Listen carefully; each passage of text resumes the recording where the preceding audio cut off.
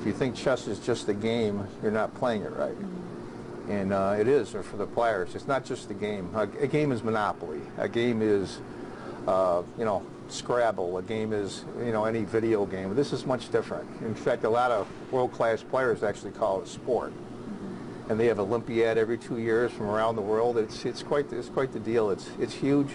I wish it was bigger in this area, but we're going to try to change that. Just a few reasons why John Cordisco started the Broome County Chess Championship nearly 4 years ago. Players got together in Binghamton to compete for a big trophy and prize at Cordisco's Chess Center on Shenango Street Saturday. When you're playing chess on tournament day, you forget about everything else in life, and all you worry about is 32 pieces and 64 squares. Games run through Sunday with nearly a dozen people competing this weekend. There are 2 categories, open and reserve, for players of different skill levels. Many hope championships like these will bring more people to the game. There are now ways to play that are kind of high-tech on the internet, but it's really a very old game, and I don't know why it doesn't. I think we just need someone like Fischer to give chess a shot in the arm. For the younger people, I think that's a great thing because they really have to think, and you know, when they're on Facebook or they're playing their video games and that, it just becomes second nature, but this really makes them think. But the event means more to Cordisco than just handing out trophies. Every year he holds it in honor of his brother Francis, keeping his memory alive. My youngest brother, he wasn't a chess player, he was a hockey goalie. He was a good one too, but he passed away a couple of years ago. My parents were pretty emotional when I first did it, and his 2 boys, my nephews, you know, they know about it, and they really appreciate it. It's pretty cool. It's just something that I do, you know, to honor him. It's sad in a way, but it also isn't, too, that he still carries on. Building blocks of a tradition that means so much to so many in the Southern Tier, and one that Cordisco hopes will make chess big again. In Binghamton, Elise Micalanis. Hi, folks. John Cordisco back again with another great chess video for you. This is a game that I played earlier today. It is now Saturday evening. This is round 1 of the 4th annual Broome County Championship. Broome County is located upstate New York. We're in Binghamton. And Francis Cordisco Memorial in honor of my youngest brother who passed away a couple of years ago.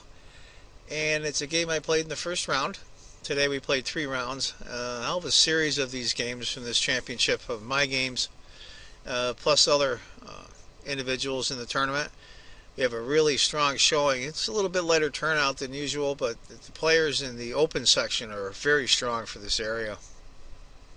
I'm in the lower section, the reserve section, which is the under 1700. So let's get to it. I'm black, and the first move is d4, and I played my normal Scandinavian. And he played d4, which really surprised me. I looked at this for a few minutes and thought to myself, maybe he's got something, because we're roughly the same rating. I'm about 1570, 1580, and he's around 1575, so we're pretty close in rating. So I thought for a minute, and I said, you know what, I'll take the pawn, and we'll see what else he has. And he moved knight to c3, attacking the pawn. I moved knight to f6. It's a normal development move, but at the same time, it also protects my e-pawn. And the pawn at e4. And he went f3. This kind of shocked me a little bit. I thought to myself, well, maybe I'm stumbling onto some kind of preparation or something I'm not familiar with in a Scandinavian or I've never seen before. And I thought, well, why not? I'll take the pawn. He'll develop his knight. I'll have to suffer for a while because you'll see after I take the pawn and he retakes, I'm way behind in development. He's got 2 pieces developed, and he has a center pawn. So I thought for a while, I almost moved my bishop to here first, but I thought against it and I went e6. What I'm trying to do, of course, is control some squares here and here, and also make way for my dark squared bishop to come out. He went bishop to d3. Now, you can't see it where you're at, but I ran a full analysis with my Fritz 13 program. And after bishop to d3, black is behind in development. Now, I knew this was going to happen when I grabbed the pawn, and I knew I had to suffer a little bit. So I figured I'd bear under it, and if I had to give the pawn back at some opportune moment, I certainly would. The best moment, hopefully. I just moved bishop to e7. just for my make room for my king in the castle. White castles. Now, if you look at here, white has a very, very active position. I mean, he's got 3 minor pieces developed. He's castled. He's got a center pawn. I knew I'd have to tough it out for a little while. I castled. He went bishop to g5. I'm a little bit cramped here. As you can see, my late squared bishop can't get out. But I figured I'd suffer for a little bit. And anyway, I'm going to call this video, I forgot to say at the beginning, I'm going to call this Ghosts, Ghosts, Ghosts. Because towards the end, when I had a winning position, I saw ghosts again. It must be the paranoia of a chess player. And I went h6 to chase away the bishop. He moved him to h4. And again, my computer says on here, you can't see, it says white has a very active position. I figured I'll just develop. And he went queen to e2. What the computer suggests is an interesting move was, instead of queen to e2, bishop to c4. That's the old rule, moving the same piece twice in the opening, but I think it does have some merit. Frankly, I would have liked my bishop where it was on d3 where he had it. Okay, we go back to the game. He went queen to e2. And I saw the d pawn, of course, here.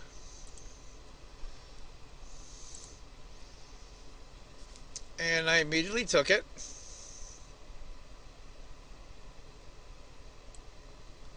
And I looked at this quite a while. I thought it was some kind of trap.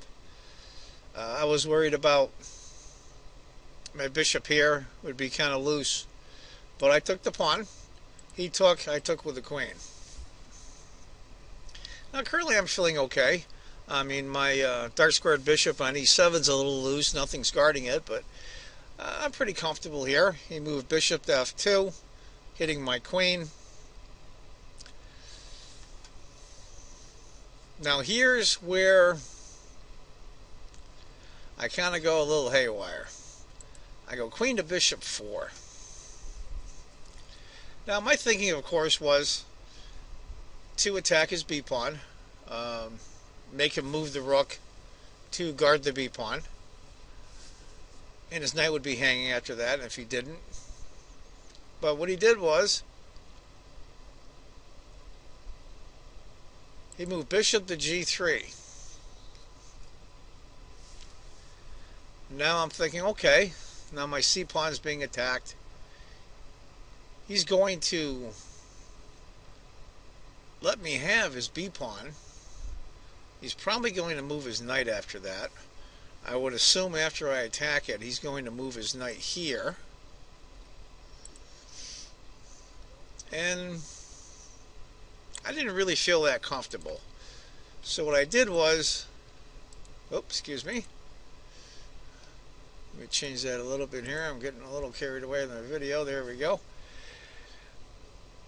The computer suggests move 13 for him is a3. With a continuation, queen to a5, and then b4. I didn't really like that scenario either. So I went a6. Now my thinking was at the time, I was afraid that his knight would end up here, hitting this pawn twice. The reason why he can't take the c pawn is very simple, because my queen comes to c5 check, winning his bishop. So really that pawn is not free. He went bishop to e5, hitting my knight, and I thought, okay, I better bring my queen over to the queen side or king side for some protection around my king and go after his king.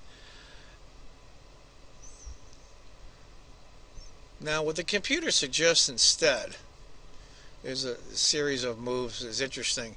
Knight to g4, and I had looked at that. Hitting his dark squared bishop and opening up a space for my dark squared bishop to get out. And the continuation will go b takes,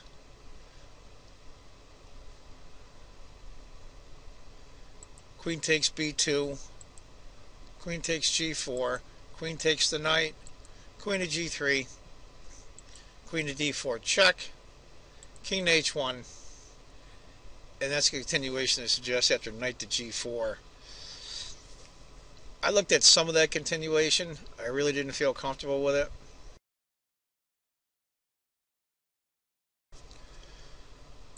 Okay, after queen to g4, he went rook to f3. And around now is when I had this suspicion that I was blowing this game. I had this sinking suspicion that the rook's going to come over on the g-file, bishop's going to take the knight, queen's going to get in, that light squared bishop's bearing down, his knight's going to be coming in, his other rook's going to be coming in, and I had this sense of what's going on here. And so what I did was something I probably shouldn't have done. I couldn't figure out how to move the queen. I didn't want to leave her on the g-file. I moved her back to b4. He played bishop takes knight on f6. Now my computer shows a question mark. It says what should have been played instead was bring his rook back, which no human would really do, I don't think. Once you move that rook to f3, you're pretty much going to leave him there. He went bishop takes f6. I retook. Now this move really surprised me and scared me at the same time. He played rook takes f6. Now it's interesting. It shows the continuation from move, let's see here. King to h1, bishop to g5, queen takes, queen to c3, bishop takes, or excuse me, bishop check, king to h8, rook to c3, taking the queen, bishop takes, bishop to e4, then back to b3, and there was a bunch of different scenarios in there. I played g takes the rook. Now at this point I'm thinking, oh boy, here we go. His queen's going to end up on the h-file. He's got his light squared bishop bearing down, and his other rook is coming in. This is the part where I started seeing ghosts. Now it's funny, you can't see on the edge of my, outside the screen here, on the computer it says, black has a decisive advantage. I can't even tell you, anybody that's watched any of my videos, how many times do I say this? I have this sense of doom that I've blown a game and I haven't played it correctly. This whole time, look at my light squared bishop is still on c1. My other rook's still on a8. He's going to bring his rook in. I'm thinking all these terrible things, and gosh, he went knight to e4, and I'm like, uh-oh, here we go. According to the computer, instead of knight to e4, queen to h5, and it says does not solve anything. It would be just king to g7, queen to f3, queen to c5 check, king to h1, and I have my queens over there for protection on g5. So I thought and thought and thought, and I thought to myself, you know, if I take the pawn here and then move my f-pawn to here, my queen can come all the way back this way in defense. That was my thinking at the time. So I thought to myself, okay, let's take the pawn on b2. If we're going to go for it, go for it. I figured my queen can get back just in time.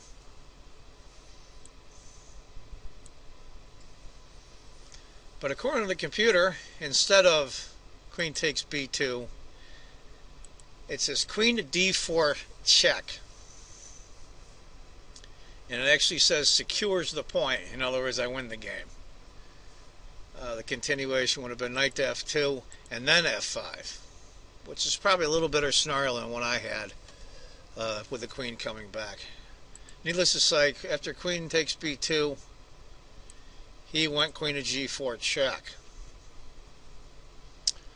I went king to h8. Naturally, I didn't want to go here.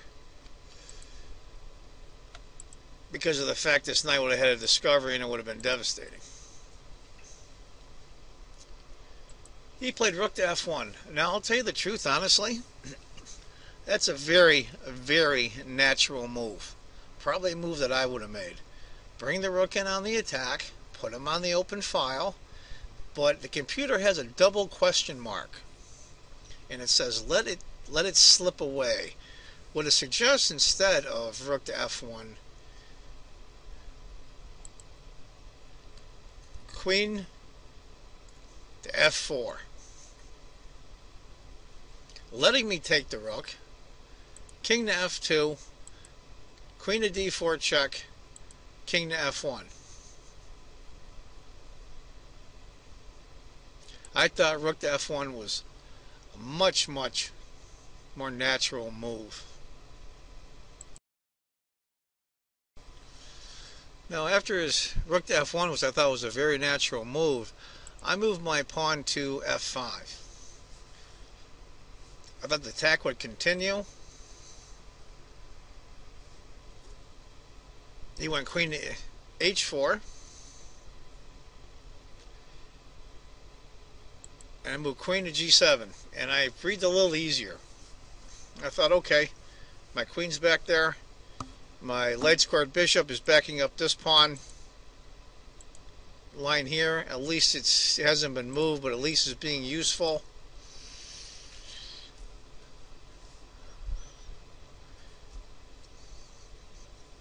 But the computer is interesting. The computer puts 21 instead of queen to g7.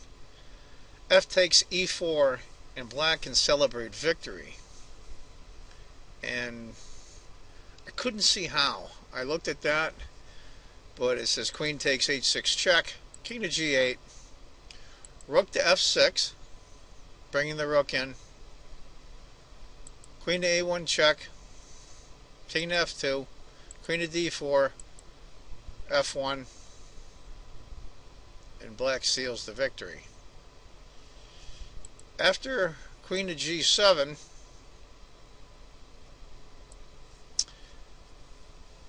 he moved his knight to f6. And according to the computer, knight to g3, it says doesn't change the outcome of the game. I was breathing a little easier, a sigh of relief in a sense. I knew I probably had the game won. Currently I'm up 3 pawns and the exchange, but there's always demons that every chess player goes through, especially when he's under attack. But I felt so much better that my queen came back. It was a pretty hectic week here at my convenience store, trying to get everything done by Friday night, because I'll close on Saturday and we'll have the tournament Saturday and Sunday. And I got up pretty early and I was kind of tired, and I just wanted to go through a solid game and not having too many complications, but unfortunately it didn't happen. And I thought to myself, okay, I went e5. Now, what I was afraid of and saw was if he goes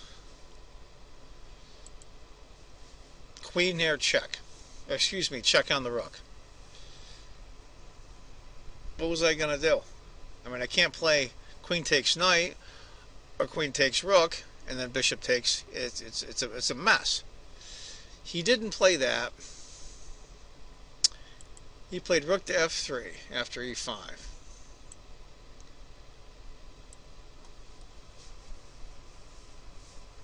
And it's funny, after instead of rook to f3, the computer says bishop takes f5 cannot change destiny. It would go queen to g5, queen takes, h takes, takes, and it's pretty much over. I'm up 2 pawns and the exchange. After rook to f3, I went queen to g5. And that's when I was concerned about, that's when I was concerned about moving his queen here.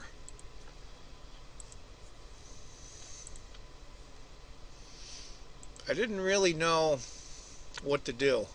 And later, of course, I realized I could have moved my bishop to here and connected my rooks and I would have been fine. But ghosts are ghosts, and sometimes They get you, and sometimes they don't.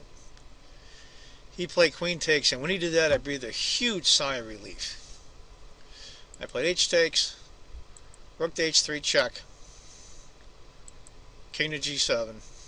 He checked me with a knight, and I'm looking here, I'm like, uh-oh, it's going to get me in some kind of perpetual. But no, it didn't happen. I went king to g6, and my opponent resigned.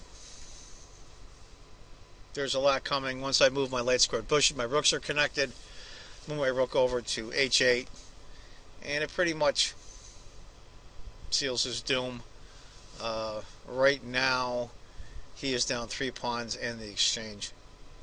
So I breathed a huge sigh of relief, and we talked a little bit after. We didn't analyze the game, but he thought he might have done something wrong, but he just got a little over anxious on his attack. So he says he was really nervous. Well, it's funny, he's really nervous. He's on the attacking end. I was really nervous being on the receiving end of an attack. So we all have our ghosts, we all have our demons.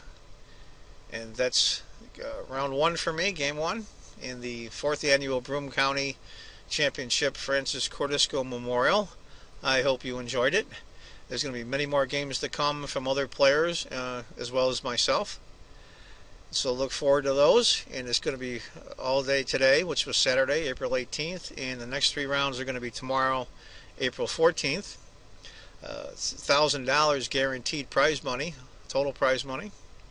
It's really nice trophies. We had some media people here today. We had the Time Warner channel come in today, and a couple of other local media stations are coming tomorrow.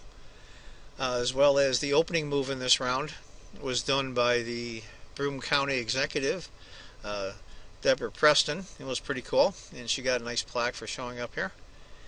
And I'll try to get some of those videos on later. I've got a bunch of them I've got to edit from some of the players and the county executive.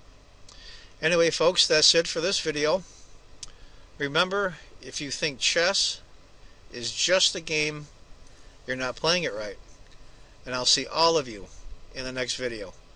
Bye-bye, folks.